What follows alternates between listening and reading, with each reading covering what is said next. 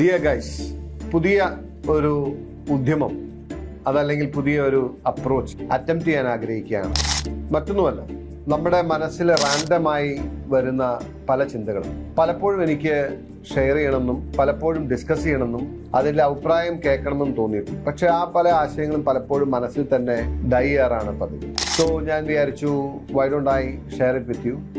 Especially കൂടുതൽ ഞാൻ convey ചെയ്യാനും ഇന്ററാക്ട് ചെയ്യാനും ആഗ്രഹിക്കുന്നത് നമ്മുടെ യങ്സ്റ്റേഴ്സിനോടാണ്. വൺ തിങ് ഐ നോട്ടീസ്, ഒരുപക്ഷെ എല്ലാ പരിശ്രമവും എല്ലാ രാഷ്ട്രീയ പാർട്ടികളും നേതാക്കന്മാരും വിദ്യാർത്ഥി സംഘടനകളും യുവജന സംഘടനകളും ഒക്കെ നടത്തുമ്പോഴും brutal majority of the youngsters keep away from politics. അവരാരും രാഷ്ട്രീയത്തിൽ വരുന്നില്ല എന്ന് മാത്രമല്ല, രാഷ്ട്രീയത്തിൽ ഇടപെടുന്നില്ല എന്ന് മാത്രമല്ല, രാഷ്ട്രീയം അറിയുന്നില്ല, അന്വേഷിക്കുന്നില്ല എന്ന് മാത്രമല്ല, ദേ പർപ്പസ്ഫുള്ളി കീപ് അവേ. അവർ അതിൽ നിന്ന് അകന്നു നിൽക്കുക. എനിക്ക് തോന്നുന്നു ദർ ഇസ് എ മിസ്കൺസെപ്ഷൻ അല്ലെങ്കിൽ ഒരു wrong notion about politics, especially യങ്സ്റ്റേഴ്സിന്റെ ഇടയിൽ.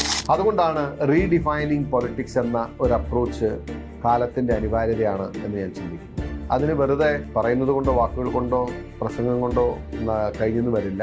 നമ്മളാൽ കഴിയുന്നത് പോലെ രാഷ്ട്രീയത്തോടുള്ള സമീപനത്തെ മാറ്റിയെടുക്കാൻ കഴിയുമോ പുതിയ തലമുറയെ? ഇതൊരു മോശം മേഖലയല്ല അല്ലെങ്കിൽ ഒരു മോശം പ്രവൃത്തിയല്ല എന്ന് ബോധ്യപ്പെടുത്താൻ കഴിയുമോ എന്നൊരു പരിശ്രമത്തിന് തുടക്കം കുറിക്കുകയാണ്. നിങ്ങളുടെ എല്ലാവരുടെയും പിന്തുണ ഉണ്ടാകണം.